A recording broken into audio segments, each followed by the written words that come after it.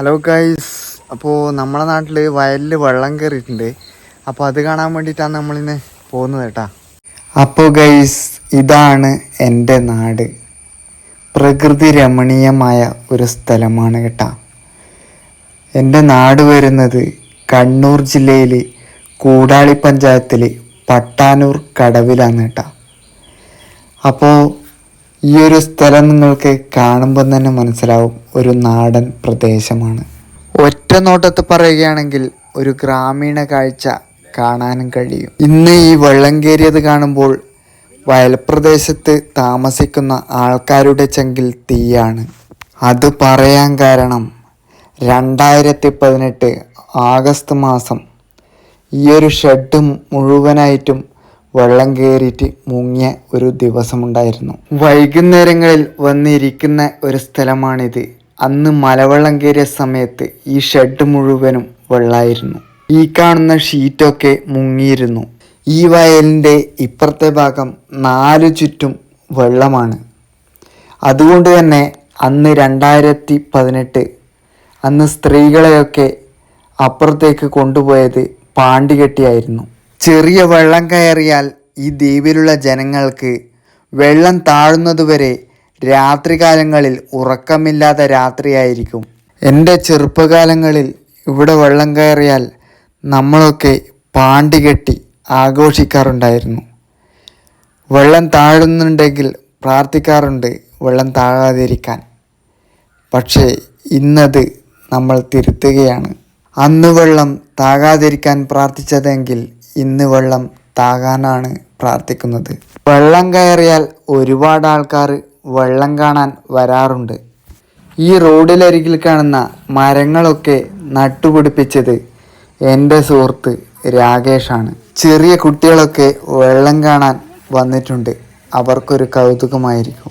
ഈ കാണുന്നതാണ് നമ്മുടെ നാട്ടിലെ ശിവക്ഷേത്രം. ക്ഷേത്രം എത്തുന്നതിന് മുന്നേ ഒരു കവാടമുണ്ട്.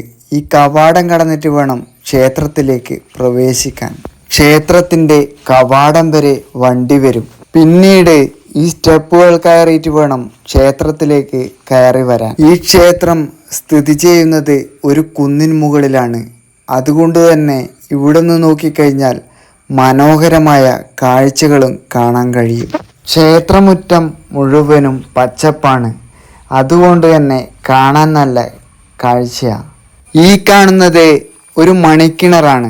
ക്ഷേത്രത്തിൽ ഈ ഒരു ഉരുളീൻ്റെ ആകൃതിയിലുള്ള കിണർ നിർമ്മിച്ചത് എൻ്റെ നാട്ടിലെ അനീഷാട്ടനാണ്. മരത്തിൻ്റെ മുകളിൽ ഉരുളി വെച്ച മാതിരിയാണ് ഈ ഒരു കിണർ നിർമ്മിച്ചത്.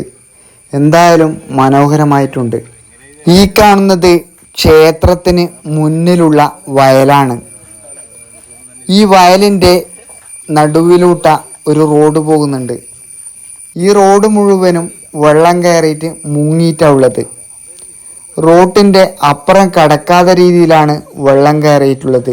വയലിനപ്പുറത്ത് ഒരുപാട് ആൾക്കാർ വെള്ളം കാണാൻ വന്നിട്ടുണ്ട്. എന്തായാലും കുറച്ചു ദൂരം നടന്നിട്ട് തന്നെ ബാക്കി കാര്യമെന്ന് കരുതി. വെള്ളത്തിൽ കീയുമ്പോൾ ഒരുപാട് ആൾക്കാർ അവിടുന്ന് പറയുന്നുണ്ടായിരുന്നു അട്ടയുണ്ട് എന്ന്. അപ്പോൾ എന്തായാലും അതൊന്നും നോക്കിയിട്ട് കാര്യമില്ല. വെള്ളം കണ്ടു കഴിഞ്ഞാൽ കീയാതിരിക്കാനും കഴിയില്ല. ഈ ഒരു ഭാഗത്ത് പെട്ടെന്ന് വെള്ളം കയറുന്ന ഒരു ഏരിയ ആണ്. അതുകൊണ്ട് തന്നെ ദൂരെ ഭാഗത്ത് വെള്ളം കയറിയിട്ട് നമുക്ക് കാണാൻ കഴിയും. നമ്മളെ നാട് വയലും തെങ്ങും കവുങ്ങും നെൽപ്പാടവുമൊക്കെയായി മനോഹരമായ കാഴ്ച തന്നെയാണ് കാണാൻ കഴിയുക. ഇപ്പോൾ വെള്ളം ഇങ്ങനെ ആയതുകൊണ്ട് തന്നെ നമ്മൾക്ക് വയലിലെ കാഴ്ച കാണാൻ കഴിയില്ല. അങ്ങനെ നമ്മൾ നടന്നിട്ട് നമ്മളെ പുഴയുടെ അടുത്ത് എത്തിയിരിക്കുകയാണ്.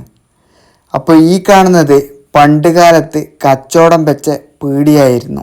എൻ്റെ ചെറുപ്പത്ത് ഇവിടെ ഒരു കടത്തു തോണി ഉണ്ടായിരുന്നു. അക്കരെ തെയ്യൊക്കെ ഉണ്ടാകുമ്പോൾ ആ തോണിയിലാണ് നമ്മൾ അക്കരയ്ക്ക് പോയത്. അതുമാത്രമേ എനിക്ക് ഓർമ്മയുള്ളൂ.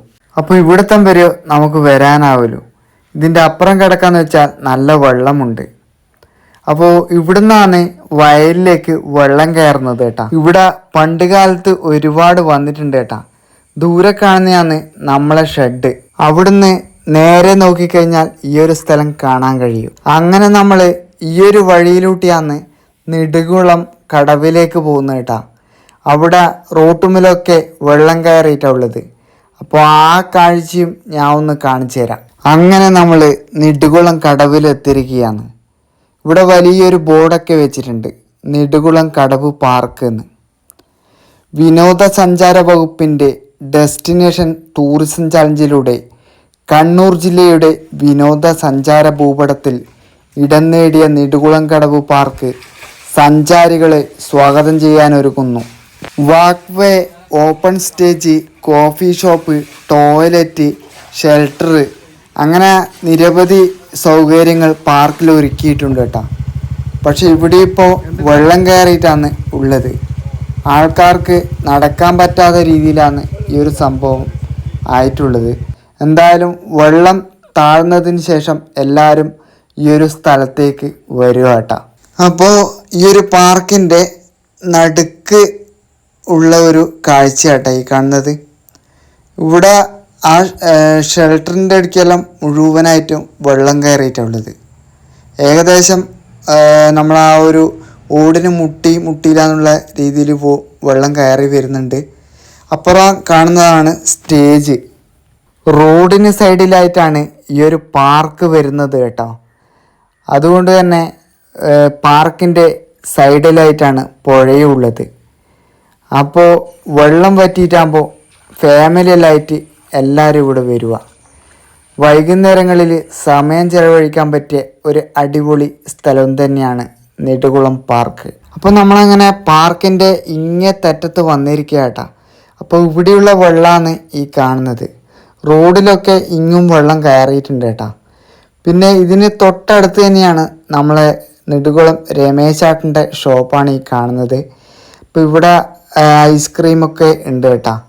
അപ്പോൾ ഫാമിലിയിലായിട്ട് വന്നിട്ട് ഐസ്ക്രീമൊക്കെ കഴിച്ചിട്ട് പോകാൻ പറ്റുന്ന ഒരു ഷോപ്പാണ്. ഒരു 5-10 ആൾക്കാർ ഒന്നിച്ച് വന്നു കഴിഞ്ഞാൽ ഇരിക്കാനുള്ള എല്ലാ സൗകര്യങ്ങളും ഇവിടെ ഉണ്ട് കേട്ടോ. അങ്ങനെ ഞാൻ എൻ്റെ വീഡിയോ ഇവിടെ അവസാനിപ്പിക്കുകയാണ്. അപ്പോൾ എൻ്റെ നാട്ടിലെ ഈ 2025 വെള്ളം കയറിയ എല്ലാ സ്ഥലങ്ങളും ഞാൻ വീഡിയോ എടുത്തിട്ടുണ്ട്.